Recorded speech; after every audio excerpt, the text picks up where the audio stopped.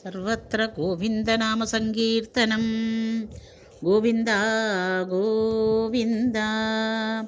ദശകം 93. 24 ഗുരുക്കന്മാർ. ബന്ധുസ്നേഹം വിജഹ്യാം തവ ഹി കരുണയാ ത്വയ്യുപാവേശിതാത്മാ സർവം ത്യക്ത്വാ ചരേയം സകലമപി ജഗദ്വീക്ഷ്യ മായാവിലാസം നാനാത്വാദ് ഭ്രാന്തിജന്യാത് സതി ഖലു ഗുണദോഷാവബോധോ വിധിർവാ വ്യാസേധോ വാ കഥം തൗ ത്വയി നിഹിതമതേ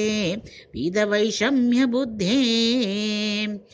ക്ഷുതൃഷ്ണാലോപമാത്രേ സതതം കൃതധിയോ ജന്തവഃ സന്ധ്യനന്താഃ തേഭ്യോ വിജ്ഞാനവത്വാത് പുരുഷൈക വരഃ തജ്ജനിർദുർലഭൈവ തത്രാപ്യാത്മാത്മനഃ സ്യാദ് സുഹൃദ് അപി ച രിപുഃ യസ്ത്വയി ന്യസ്തചേതാഃ ചാബോചിത്തേരുപായം സ്മരതി സഹി സുഹൃത് സാത്മവൈരി തതോന്യഃ ത്വത്കാരുണ്യേ പ്രവൃത്തേക ഇഹ നഹി ഗുരുർലോകവൃത്തേ വിഭൂമൻ സർവാക്രാന്താഭി ഭൂമിർനഹി ചലതി തഥാ തക്ഷമാം ശിക്ഷയേയം ഗൃഹീണാമീശ തത്തദ് വിഷയപരിചയേഭ്യ അപ്രസക്തിം സമീരാത് വ്യാപ്തത്വം ചാത്മനോ മേ ഗഗനഗുരുവശാത് ബാധു നിർലേപതാ ച സ്വച്ഛസ്യാം പാവനോഹം മധുര ഉതകവത് വന്നിവത്മാസ്മ ഗൃഹ്ണാം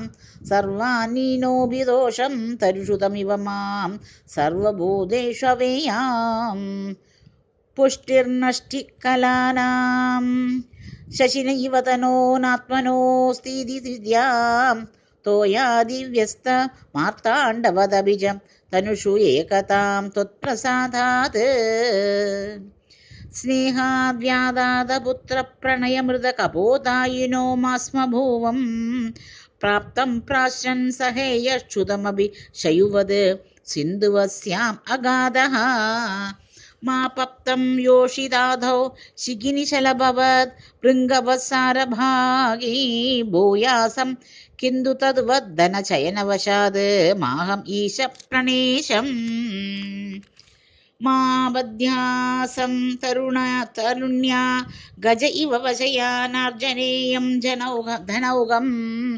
ഹർത്താന്യസ്തം ഹി മാധ്വീഹര ഇവ മൃഗവത്മാമുഹം ഗ്രാമ്യഗീതൈഃ നാത്യാസജ്ജേയ ഭോജ്യേ ജഷ ഇവ ബളിശേ പിംഗളാവത് നിരാശസുപ്താം ഭർത്തവ്യയോഗാത് കുരരൈവ വിഭോ സാമിഷോ നൈർനഹന്യൈ വർത്തേയത്യക്തമാനഃ സുഖമതിശിശുവത് നിസ്സഹായശ്ചരേയം കന്യായ ഏകശേഷോ വലയ ഇവ വിഭോ വർജിതാന്യോന്യഘോഷഃ ത്വച്ചിത്തോ നാവബുദ്ധ്യൈ പരമിഷു കൃതിവ സ്മാമൃതോ ജ്ഞാനഘോഷം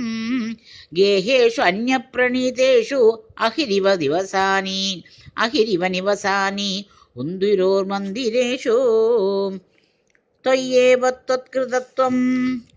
ക്ഷപയസി ജഗത് ഇത്യൂർണനാഭാത് പ്രതീയാം ത്വച്ഛിന്താ ത്വസ്വരൂപം കുരുത ഇതി ദൃഢം ശിക്ഷയേ പേശകാരാത് വിഡ്ഭസ്മാത്മാ ച ദേഹോ ഭവതി ഗുരുവരോ യോ വിവേകം വിരക്തിം ദത്തേ സഞ്ചിന്യമാനോ മമ തു ബഹോരുജാ പീഡിതോയം വിശേഷാത്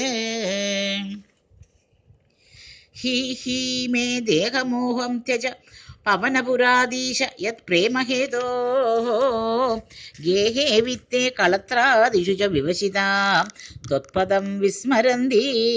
സോയം വന്നീഷു നോ വാ പരമിഹ പരതഃ സാമ്പ്രതം ച അക്ഷികർണത്വഗ്ജിഹ്വാദ്യാ വികർഷന്തി അവശം അത ഇതഃ കോപി ന ത്വത്പദാബ്ജേ ദുർവാരോ ദേഹമോഹോ യദി പുനരധുനാ തർഹി നിശേഷരോഗാൻ ഹൃത്വാ ഭക്തിം ദൃഢിഷ്ടാം കുരു തവ പദപങ്കേരുഹേ പങ്കജാക്ഷാ നൂനം നാനാഭവാന്ധേ